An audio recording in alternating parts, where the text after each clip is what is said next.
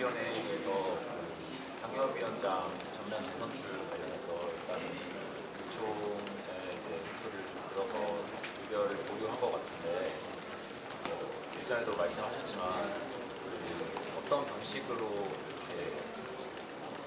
진행이 돼야 된다고 생각하는지 오늘 이제 축사에서 당원 중심에서 조국 중심으로 가야 된다 이런 얘기도 김기현 대표님 하시는데 실제로 지도부 일각에서는 뭐 당원 말고 이제 국민의 목소리를 좀 반영하는 방식의 재선출 얘기도 나오더라고요. 이제 의원님께서는 어떤 식이 적절하다고 보시는지. 중요한 건 의도입니다. 국민의 피 같은 세금으로 유지되는 공당이, 전통의 공당이 이렇게 사당화의 길로 가면 안 됩니다. 그러면 이재명 민주당 정권의 폭주를 견제할 수 없습니다. 그건 지지자들과 국민의 뜻을 저버리는 길입니다. 의원님, 외교 관련해서 여쭤봐도 어제 조현 외교장관이 우리 국무장관하고 통화를 했다고 저는 미국과의 관계가 지금 이재명 정권 하에서 대단히 악화되고 있고 지금 대단히 위험한 길로 가고 있다고 생각합니다. 제가 어제 예결위에서 질문했다시피 미국과 북한의 직접 대화가 예상되고 있는데 그 과정에서 대한민국이 배제된 상태에서 북한의 비핵화 포기, 그러니까 북한의 핵을 용인하는 입장이나 주한미군의 감축을 용인하는 입장의 합의가 이루어질 경우에 대한민국은 경제적으로도 대단히 큰 타격을 입게 됩니다. 안보적으로도 그렇고요. 그 과정에 대해서 그걸 막기 위해서 이재명 정권의 외교 라인과 이재명 정권의 대통령실이 제대로 움직이고 있는지 대단히 의문입니다. 제가 질문하곤 할 때 어제 이렇게 얘기했었죠. 조현 외교부 장관이. 지금 미국의 대통령이 좀 그렇잖아요. 다 아시잖아요. 이렇게 얘기했습니다. 그게 일국의 외교장관이 국회의원의 질문에 대해서 전 국민 앞에서 할 말인지 대단히 우려스럽다라는 말씀 드리고 싶어요. 정동영 장관님하고는 한번 만나셨었잖아요. 조현 외교장관하고 앞으로 많은 기회가 있겠습니다만 또 하나 말씀이 나오셨으니까 지적하자면 조현 외교장관이 쓰는 외교적인 수사나 외교적인 입장과 정동영 장관이 쓰는 입장과 그 온도 차이가 너무 큽니다. 제가 미국의 주요 인사들과 여러 가지 방식으로 만나고 있는데요. 그분들이 걱정하기는 정의 말과 대통령의 말과 외교부 장관의 말 중에 어떤 것이 당신들의 나라의 입장인지를 혼란스러워하고 있습니다. 저는 그런 식의 정부 내에서의 얘기들은 자기들끼리 룰 미팅 끝나고 한 목소리로 나와야 한다라고 생각합니다. 내일 작년에서 1주년인데 그 1년을 평가하신다는 건 여러분의 평가와 같습니다. 당이 퇴행했고 당이 사당화의 길로 가고 있습니다. 이런 식으로 가서는 지금 민주당 정권이 잘못 가는 것을 막아내야 하는 우리의 사명을, 보수의 사명을 제대로 이룰 수가 없다라고 대단히 안타깝게 생각합니다.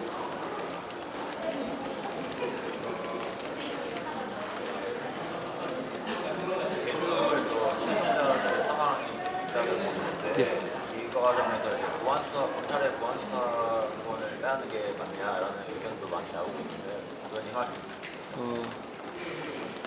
그 제주의 연쇄 실종이 암장되고 있는 것, 연쇄 암장 사건 같은 경우는 보안 수사권 때문에 일어난 건 아니지만 견제와 균형이 없이 경찰 한 명이, 한 기관이 중요한 일을 전담했을 때, 그랬을 때 나올 수 있는 일상적인 문제라는 점에서 심각한 문제가 있습니다. 그 경찰관이 돈 먹고 그랬으면 차라리 나은데 그게 아니라 그냥 시스템상 그런 결과가 나올 수밖에 없는 구도였습니다. 그건 민주당이 10월 2일부터 만들 망쳐진 대한민국을 미리 보기 하는 셈입니다. 저는 이런 식의 일처리가 다른 모든 영역의 사건에서 반복될 겁니다. 저는 지금이라도 민주당이 보안수사, 국민에게 고통 주는 보안수사 폐지를 중단할 것을 요구합니다. 할 수 있지 않습니까? 어차피 머릿수로 한 거고 지금 국민들이 이렇게 원한다면 얼마든지 바꿀 수 있는 문제입니다. 지금 재고해야 합니다. 의원님, 그 미래 대응 기금에 대해서는 좀 어떻게 보시나요? 초과세수를 가지고 한다는 거 말씀이시죠? 초과세수는 그렇게 쓰게 되어 있는 돈이 아닙니다.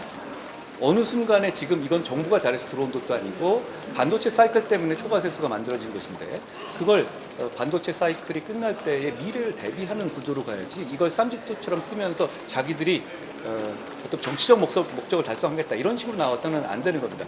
말씀 나왔으니까 한 말씀 말씀드리면 지금 초과세수가 많이 들어오고 있죠. 세금이 많이 거치고 있어요. 그런데 세금이 대단히 많이 거치고 있는 상황에서 오히려 많은 분들이 우려하고 있는 부동산 증세를 밀어붙이겠다고 합니다.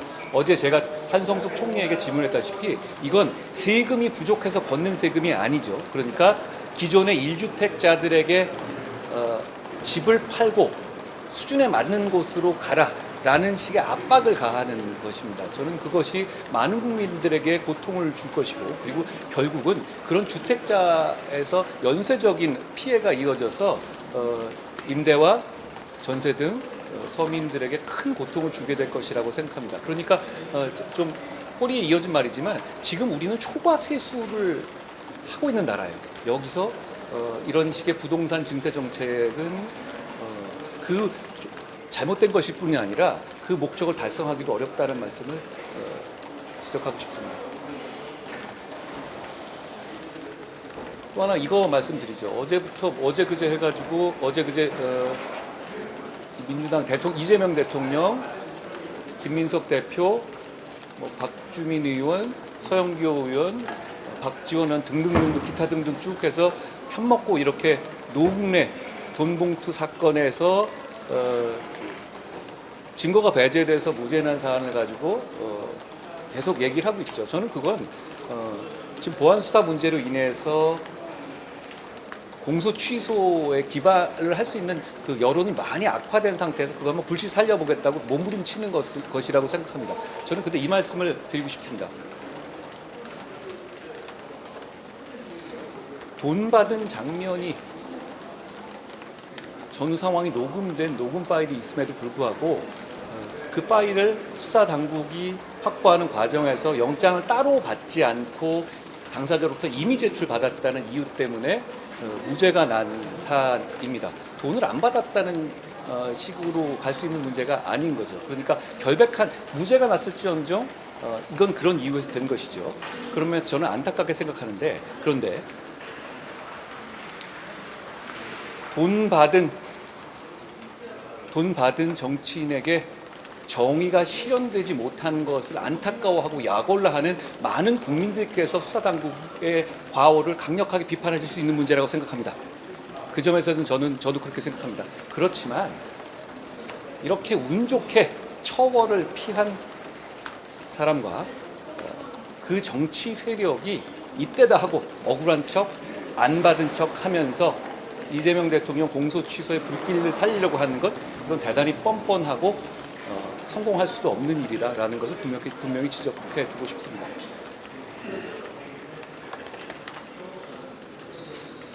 의원님 하나만 더 여쭐게요. 말씀 많이 주셨지만 실제로 말씀하신 거 공감해가지고 조희대 대법원장 문제 관련해서 여당에서 계속 공격하고 있고 대법관 제청 제도도 지금 통과하려고 하는데 이 부분에 대해서 제가 어제 정무수석에 이렇게 질문했습니다. 대한민국은 삼권 분립에 달합니다. 그 삼권 분립에서 대통령이 우위에 있습니까?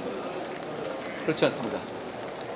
대법원장에게 제청하라고 한 이유는 대통령의 입맛에 맞는 사람으로만 사법부가 구성되는 것을 막기 위한 헌법적 장치입니다. 그걸 뭉개면서 우리랑 사전에 얘기 안 했으니까 이 사람을 안 해주니까 너는 탄핵하겠다. 대한민국이 그 정도 나라입니까? 그러려면 왕정해야죠. 이재명 대통령은 자기가 왕인 것 같다고 착각하는 것 같습니다. 이재명 대통령은 왕이 아닙니다. 그리고 다시 한번 이렇게 여쭤보죠. 판사들은 어떤 대단한 능력이라기보다는 합리적인 생각과 균형 감각, 정치적으로 치우치지 않는 태도, 이게 중요한 것이죠. 그렇지 않습니까? 그런데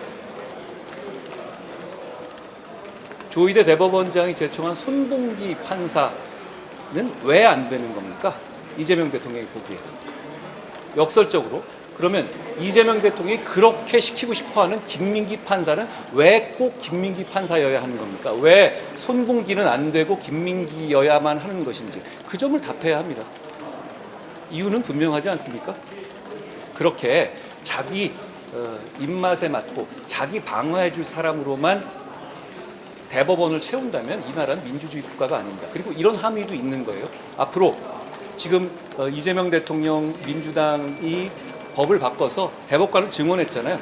이재명 대통령 임기 내에 그 열 몇 명, 그러니까 그 플러스 그리고 추가로 지금 임기가 만료되는 자리까지 포함해서 대단히 많은 대법관들을 임명하게 돼 있죠. 저는 거기서 이미 대법원을 제압해서 자, 앞으로는 적어도 이거는 이대로 넘어가더라도 앞으로는 내가 시키는 사람 할 수밖에 없을 거야 라는 식으로 압박하고 있는 거라고 봐요. 그러니까 앞으로 임명할 모두는 진짜로 우리 말 들어야 돼 라고 겁주는 겁니다. 그러니까 플랜카드 걸고 이런 거 아닙니까? 제가 그 플랜카드 위에다가 헌법하게 민주당, 그러니까 조희대는 물러나라 이렇게 써놨더라고요. 그 위에다가 헌법하게 민주당이 물러가야 한다고 썼습니다. 국민들은 그렇게 생각하실 겁니다. 이 정도 할까요? 고맙습니다. 고맙습니다.